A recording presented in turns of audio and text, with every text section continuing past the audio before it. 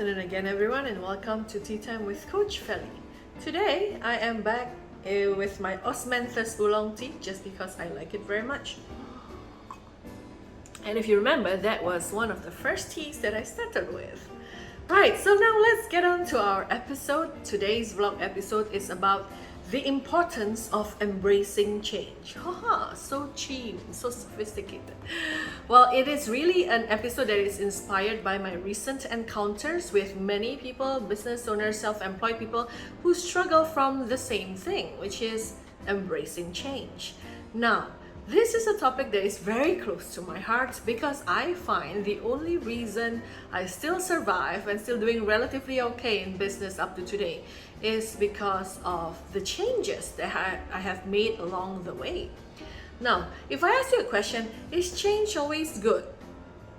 Are there instances where change ends up a bad thing? Probably there are, but are there instances where change ends up a good thing? I can tell you many examples, right? Like last year was a year that is quite unique because it forced a lot of us to make changes in the business. And some of these changes are unprecedented. Things that we have never done before, things that we have never tried before. Last year, we were almost forced to try it just to see if things work and it would help the business survive and thrive. And if you noticed last year, some of the businesses that are doing extremely well are those that pivoted really quickly. They adapted, they changed certain part of their business, whether it's their method of delivering their services and products, whether it is their pitching, the marketing angle. There are so many different ways. Like I myself, I had to transit from a seminar to a webinar. Now I'm the kind of person who needed to see, touch and feel the people, and obviously the first time I did it was quite uncomfortable. However, it got easier and now I'm very used to doing this new method of reaching out to my crowd, which are webinars and doing things like this, online episode. I used to be very self-conscious hearing myself on video, and hey, if you think that it's just you, me too. I always feel uncomfortable listening to my recording. I always feel, oh, is my accent too strong?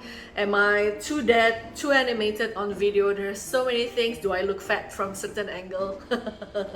So again, guys, if you didn't have to do all this, like online content, and now you have to and you feel uncomfortable, hey, I'm with you. I also started off feeling very uncomfortable, but it got better after a while. Now let's get back to this topic of change.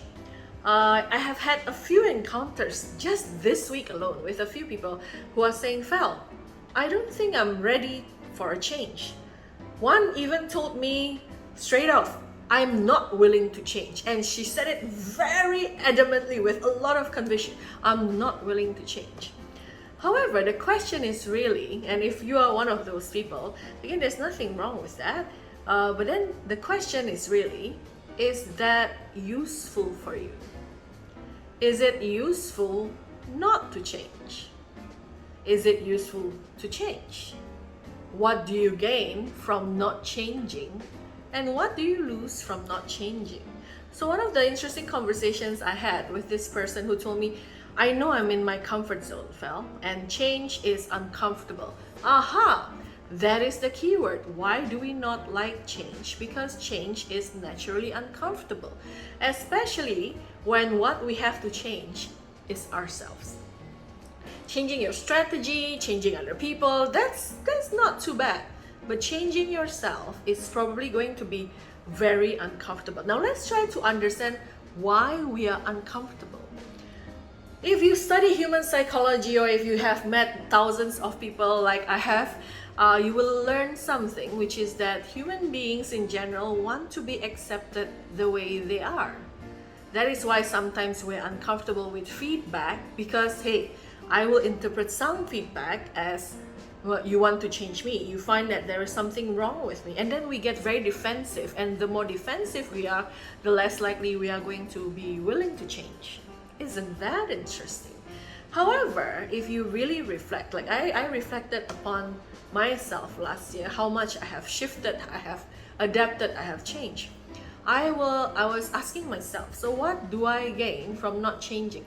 I can remain comfortable for sure, And sometimes being comfortable makes people happy, right? There's nothing wrong with it. There are some people that are just out to stay comfortable the rest of their lives.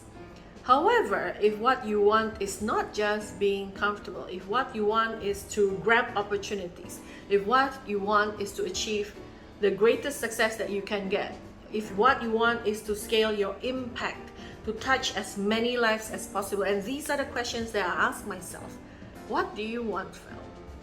Because by not changing, what you stand to lose is your impact on others. And if some of you know me a little bit more, you will know that my main drivers, my why, my biggest why, is to help as many businesses as possible, to impact as many lives as possible. Because when I multiply people's business, I give people more jobs and I make sure that they are happy going to work, and that will touch many lives, including the families of the people working for the companies where my clients are at. So again, I went back to my why, and then I was weighing myself and I said, you know what, I stand to lose a lot more if I don't change. And that was why I had to bite the bullet and start appearing on these vlog episodes. And that is just one part of it. So again, at the end of the day, I think it is really a question of, is your why strong enough? Do you have a desire or vision that is strong enough that you definitely want to do something about it? Or is there some kind of pain points or dissatisfaction about your current situation that is gonna push you to also take the first step to do something about it? If your dissatisfaction or your vision is not big enough, most of the time, a lot of people will then just say, you know what, I'm happy being comfortable, and that's it. Again, is it always good? Is it always bad? It depends. But for me, I always believe if you really want to make this life a life that not just you, but a lot of people would remember, and if you really want to leave this earth, being able to say to yourself, you know what, I gave it my all, I've done my best, and there's no regret. And that's the way I would like to live my life. So if you have the desire to do something really great for yourself, for your business, for your team, for your people, maybe you are the person that I'm looking forward to work with. Because the other day, someone also asked me a different question. They were like, Fel, what are the ingredients? What are the ingredients of your ideal client? What's the criteria? Do I have a criteria? Of course, I don't want to work with just anyone. I have had cases in the past where some guys visited my office saying, hey, my wife wanted me to talk to you. But when we talk a little bit more, we found out that he had zero dissatisfaction. And then I asked him, so why are you here if you have nothing that you are unhappy about in your business? He was like, my wife asked me to talk to you. Oops. So it is the wife that has a dissatisfaction, not him. Now, in the end, I told him that, you know what, I can't help you. Because if you're perfectly happy and comfortable where you are and you do not desire to change or grow, there's no use having a business coach. Because when we agree on certain things that you should be doing, you may not do it anyway. You'll just come back to me with excuses, and then in the end you will say, well, your coaching is not effective. And those are not the kind of clients I want. The kind of clients I wanted are people who really desire to be the best version of themselves, who like to challenge their limits, who really want to scale their impact.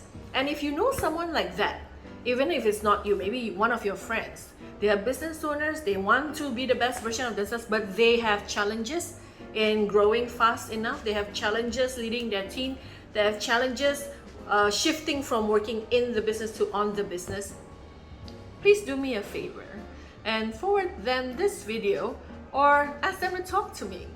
I would love to be able to facilitate the change, because I have two groups of clients. Some are the ones that are very resistant to change, where you will sort of know the kind of results that they will get at the end of the day. And the other group that are really willing to grow, adapt, change, whatever it takes. And we can be very good partners in the journey, and usually their growth multiples in 1 year, we can achieve more than 100% revenue growth. Again, it's not everyone, it's only if they are ready to run with me, to journey with me, and then I can help you bring out the best in these people. So again, if you know any of those people, please feel free to share this with them, to ask them to DM me as well. And the change, when would you like to start seeing some change? Or are you too afraid to start changing? Let me know your thoughts on this episode. I would love to hear it. Are changes always necessary? With the market like that, does the market always change? Does it keep evolving? Is it always necessary? Let me know your thoughts. Would love to hear from you, and don't forget to like and subscribe. Thank you.